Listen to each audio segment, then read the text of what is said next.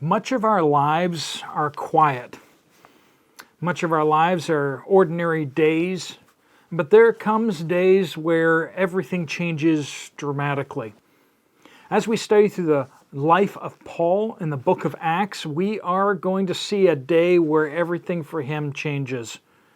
Spiritually, things aren't going to change all that much, but he is going to take one big risk, gamble, leap of faith, whatever you want to call it.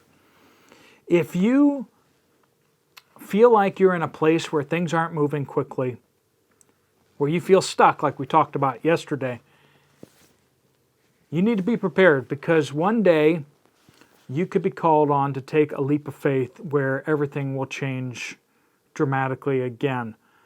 It is who we become in those moments is who we've been becoming for years and years. Our faithfulness will suddenly sprout. Our faithfulness will suddenly bring about a change of circumstance. This is often the case.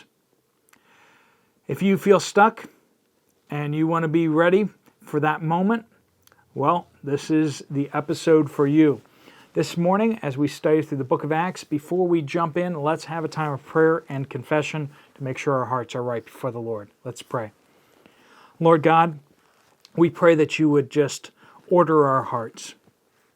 Lord, so often we want to do the big and spectacular. We rush towards the light and the attention. But Lord, you want us to be faithful where we are. But Lord, when it happens, Lord, help us to be the people we need to be, to take the bold stands, to take the leaps of faith. Lord, we lift up our sins and our failings to you now in this time of confession.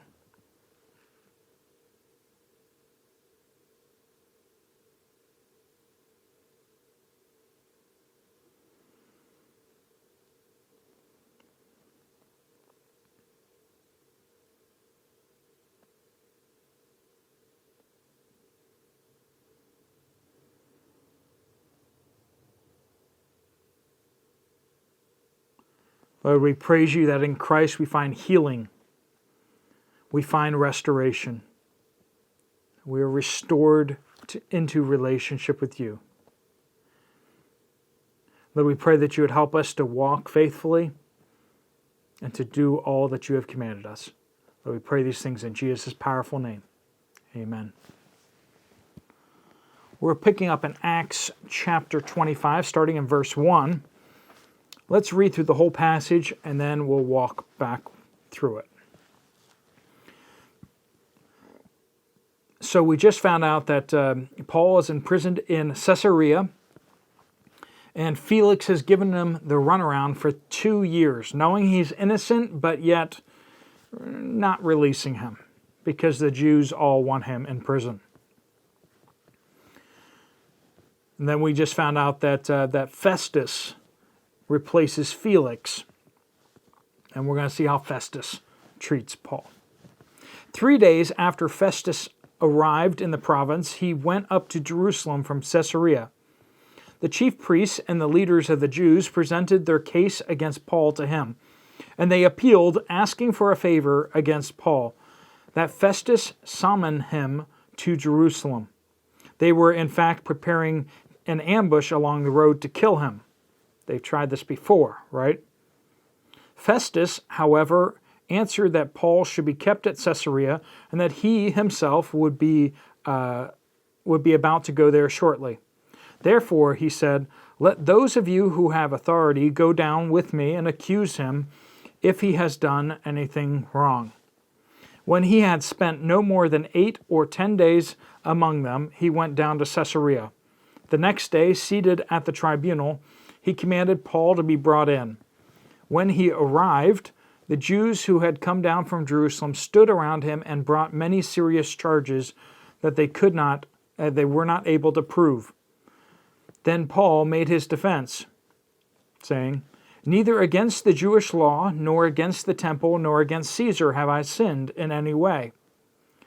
But Festus, wanting to do the Jews a favor, replied to Paul, "Are you willing to go up to Jerusalem and be tried before me there on these charges?" Paul replied, I am standing at Caesar's tribunal, the secular courtroom, right, where I ought to be tried. I have done no wrong to the Jews, as even you yourself know very well. If then I did anything wrong and am deserving of death, I am not trying to escape death, but if there is nothing to what these men accuse me of, no one can give me up to them. I appeal to Caesar. Then after Festus conferred with his council, he replied, You have appealed to Caesar you will go. So for 2 years, Felix keeps trying to shake down Paul for a bribe, and in order to just please the Jewish people who leaders that absolutely hate Paul, he just leaves him in prison without charges, knowing that he's innocent, yet keeping him locked up. Festus comes into office and basically is like, let's just have the Jews try you. That's like if some cult or some other religion in your community has something against what you're teaching, and the police and the the judge that they've accused you before is like, well, you're not guilty of anything, but we're going to send you over to this cult or this other religious group, and we're going to let them try you and maybe put you to death. Like, wait a minute, what's the law of the land here? What crime have I committed? You can't just let other people charge me with stuff. Like, it needs to happen in the courtroom. It's just beyond unfair, beyond ridiculous what he's suggesting. It's even crazier than just leaving him in jail without having a trial, without actually making a decision one way or another. Just leave him there. So Paul finally says, he pulls out his Roman citizenship and says, I have the right to demand a trial before Caesar himself. And so that's what he does when he says, I appeal to Caesar. This trial will go to the Supreme Court of the land, so to speak. And Festus can't really do anything against it because Paul is a Roman citizen. He has been denied justice repeatedly, again and again, for 2 years. And now they want to basically allow these people to kill him through ambush or through this trial. It is beyond unfair. And this is a moment of a pretty big leap of faith, because how does Caesar feel about Christians? Not good. Not good at all. And so, Paul takes this leap of faith. He's going to be taken as a prisoner to Rome. That's not the best way to go. That's not flying first class. That's not even flying coach. That is, being locked up in chains, in a boat that could shipwreck, which we're going to see that's basically what happens. It's dangerous. And yet, that's what he's going to have to do. In order to not be stuck and hindered from doing his mission, which is ministry, where places had never heard of Christ, he burns within his heart to go to the lost places, to go to the furthest places, and yet he's been locked up in jail. It's worse than the rest of us, All of us would have been like, well, okay, as long as it's comfortable, it's not too bad. But the thing is, he knows he needs to do this. And he's been waiting and preparing and waiting for the Lord to open up a door for him. And now he gets backed into a corner where if he goes along with it, he's probably going to die.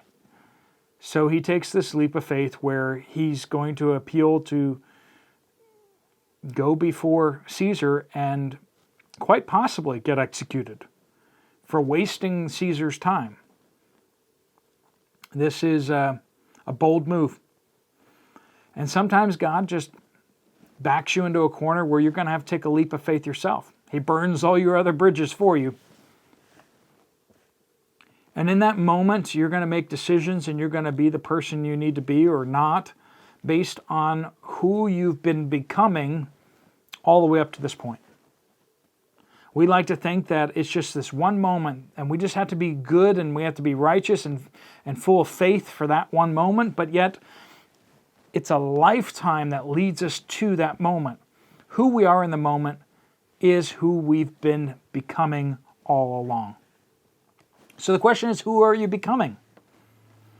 Are you becoming more and more like Christ? Are you becoming a person of faith? Are you growing in your sacrifices and how you love others? Sure, we can all say we love other people, but are you sacrificing for others?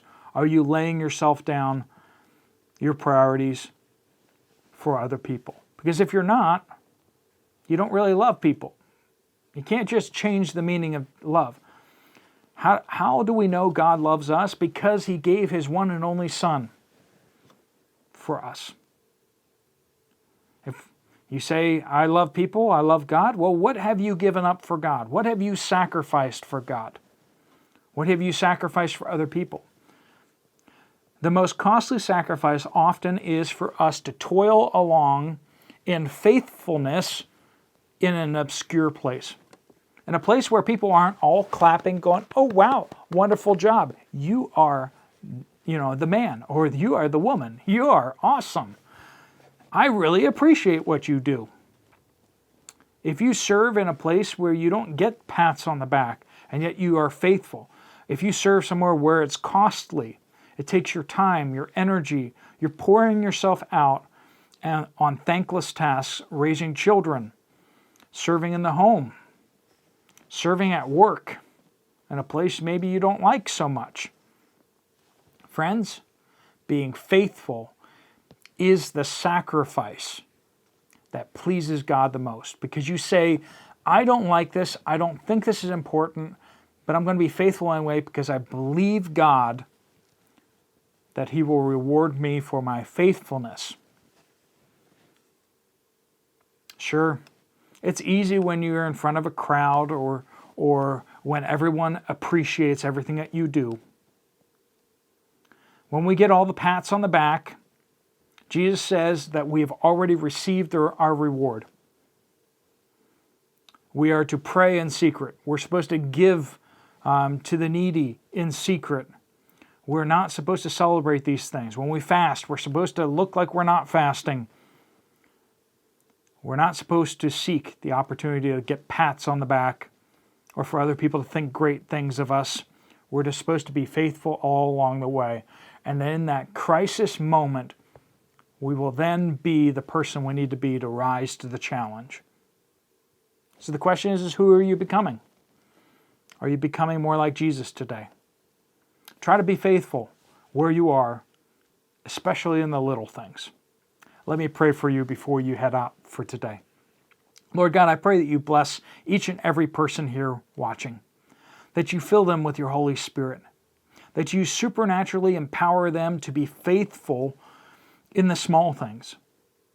I say small things, but to you, Lord, none of them are small, and nothing is big.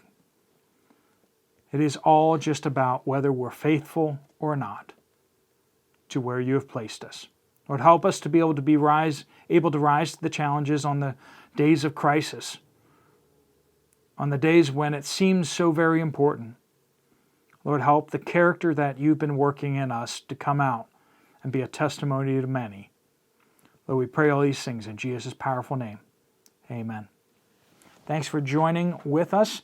Please do keep praying for us and our ministry over in Kenya. I appreciate your prayers. And if you have some time and want to check out some other Bible studies, there's some right up here on the screen. There's tons of Bible studies on this channel. Just look for them. Look at the playlists. Go to the channel page, go to the playlists, or you can pop through these playlists, and you can just watch through lots and lots of Bible studies. Thanks so much for watching. God bless you all.